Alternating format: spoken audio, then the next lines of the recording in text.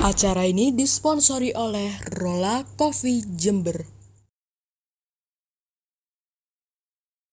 Halo pemirsa Laika TV, apa kabar Anda? Assalamualaikum warahmatullahi wabarakatuh. Senang sekali saya Nizar Sufi hadir perdana tentunya di channel ini. Senang sekali karena kita akan menghadirkan obrolan-obrolan hangat seputar wanita. Tahukah Anda ada satu fakta menarik dan ini tentunya miris ya, karena ada sekitar 2,7 juta perempuan di Jawa Timur berstatus sebagai kepala rumah tangga. Artinya ada sekitar 19% keluarga di Jawa Timur ini dipimpin oleh sosok wanita. Bagaimana jadinya? Kita akan coba ulas di kesempatan kali ini. Kita akan hadirkan Kepala Dinas Pemberdayaan Perempuan, Perlindungan Anak dan juga Keluarga Berencana Kabupaten Jember di studio Plat P Jember. Kami persilahkan untuk hadir bersama kami Bapak Dr. Andes Supri Handoko MM. Monggo silakan Bapak. Masya Allah. Gimana kabarnya Pak? Sehat ya? Terima kasih sudah hadir di studio. Baik, kabar sehat Pak ya? Alhamdulillah baik ya. Selain beliau, pemirsa kita juga akan undang salah seorang pengamat parenting Islami yang ada di Kota Jember. Beliau adalah Ustadz Dr. Irfan Yuhadi MSc. Kita undang beliau ada di studio. Silakan Ustadz. Masya Allah. Selamat datang Ustadz. Terima kasih. Baik. Apa kabar Ustadz, sehat ya? Alhamdulillah baik. Baik. Terima kasih sekali atas waktunya kedua narasumber kita hadir di studio. Ya, pemirsa dan juga khususnya para wanita. Ini sebenarnya bukan prestasi ya, tapi justru menjadi satu hal yang harus kita perbincangkan dan kita bahas. Harapannya ada solusi, titik temu dan edukasi khususnya kepada para wanita. Yang pertama nih Pak, saya ingin langsung ke Pak Supri Handoko nih. Pak Handoko, Anda sebagai Kepala Dinas Pemberdayaan Perempuan, Perlindungan Anak dan Keluarga Berencana, melihat angka yang begitu besar ini, apa yang ada di benak Anda Pak? Kalau di kantor kami, BP3AKP mestinya membangun keluarga kecil bahagia sejahtera. Tapi fakta menunjukkan bahwa ternyata setelah mengarungi samudera kehidupan yang ditekan dengan badai, dengan ombak, gelombang dan lain sebagainya, banyak mereka kapalnya pecah berantakan dan akhirnya muncullah angka itu yang cukup fenomenal. Kalau di Kabupaten Jember sendiri per Januari itu jumlahnya ada 159.571. Januari 2021 Pak. 2021, iya. Kemudian kemarin setelah saya konfirmasi lagi ternyata tambahannya ada kurang lebihnya 1.000. Jadi saat ini kira-kira di Kabupaten Jember sendiri itu ada 160 ribuan sekian lah. Iya, ini hanya dari berbagai latar belakang problematika yang seharusnya secara bersinergi kolaborasi lintas sektor bersama masyarakat untuk menelusuri penyebab apa kira-kira. Persoalan apa yang mengantarkan menjadi perempuan kepala keluarga sebanyak itu. Saya yakin persiapan kehidupan berkeluarga mungkin menjadi salah satu indikator penentu untuk menjamin kelestarian dan kelanggengan keluarga itu. Nah ini perlu kita tinjau bersama. Barangkali juga ada egoisme yang muncul dari laki-laki karena sebagai kepala keluarga sehingga terkadang barangkali dengan semaunya sendiri dia untuk ngambil keputusan yang tanpa persetujuan istri. Harusnya ini kedua-duanya harus sepakat selalu sesuai gitu.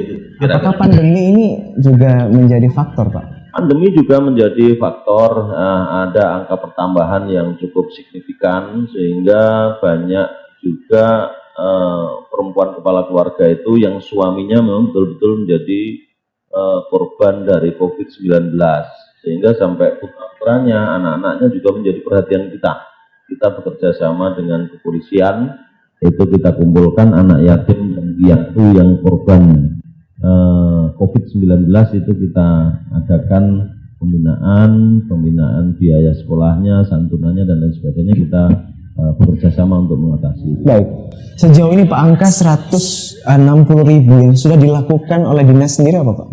Kita sengaja untuk tahun ini karena saya sendiri kan kepala dinas masih PLT ya Mas ya, masih PLT, jadi kami mencoba untuk menguraikan persoalan itu. Akhirnya kami tugaskan teman-teman dari bidang PP untuk terjun ke lapangan untuk menelusuri kira-kira ada persoalan apa, kemudian ketika diketemukan peka itu aspirasinya seperti apa, cita-citanya bagaimana dan lain sebagainya kita serap dulu. Nanti baru kita ada perencanaan untuk implementasi di 2022.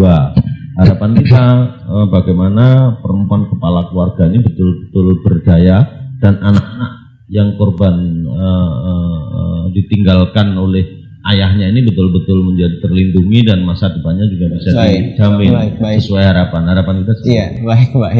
Iya, itu tadi pemirsa kita berarti masih sama-sama mencari penyebabnya apa nih Pak ya sampai sekarang ya. Betul. Baik. Nah, coba kita akan telusuri kalau tadi mungkin dari sudut pandang fenomena yang terjadi di masyarakat, tapi sebenarnya apakah ada permasalahan dalam implementasi peran ini mungkin ya sebagai seorang ibu atau istri dan juga suami sehingga mungkin perceraian menjadi pilihan terakhir. Saya ke Ustadz Irfan terlebih dahulu. Ustadz Irfan, apa dampaknya? Kita tahu ya perempuan nih pemirsa itu di secara role atau secara peran ini bertindak sebagai makmum Ustadz ya. Bukan sebagai pemimpin di dalam rumah tangga. Lalu ketika jadi seorang pemimpin, apakah ada dampak Ustadz? Silakan Ustadz. Iya, baik, Masya Allah. Kita tahu ya bahwa wanita itu seharusnya akan menjadi penunjang ya, pendukung suami dalam bekerja dan seterusnya. Tapi ketika peran itu justru malah dipegang oleh wanita ini sebenarnya akan memunculkan efek-efek baru.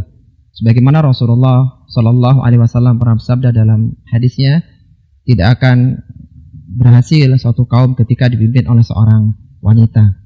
Meskipun sababul wurud dari hadis itu adalah ketika waktu itu Persia yang merupakan salah satu negara adidaya, kerajaan besar, itu tampuk kepemimpinan itu dipimpin oleh putrinya Kisra. Dan akhirnya Kisra pun atau Persia pun runtuh karena sebab itu.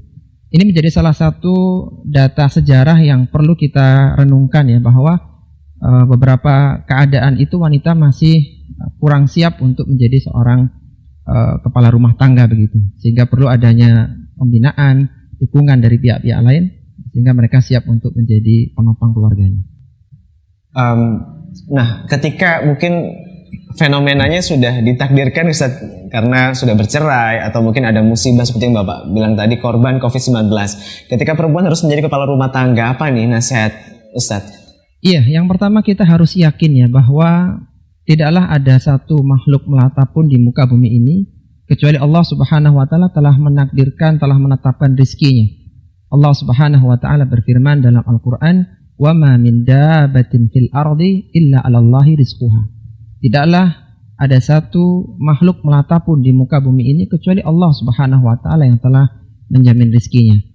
Bahkan tidak ada satu jiwa pun yang meninggal dunia kecuali dia telah menghabiskan seluruh lumbung-lumbung rizkinya. Sampai-sampai Rasulullah Sallallahu Alaihi Wasallam pernah bersabda, Inna nafsan lan tamuta hatta tastawfiya rizqaha wa in abta'a anha.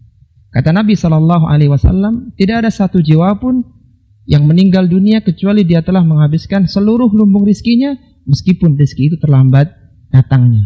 Jadi kita harus yakin bahwa kita sudah dijamin rizkinya oleh Allah Subhanahu wa ta'ala.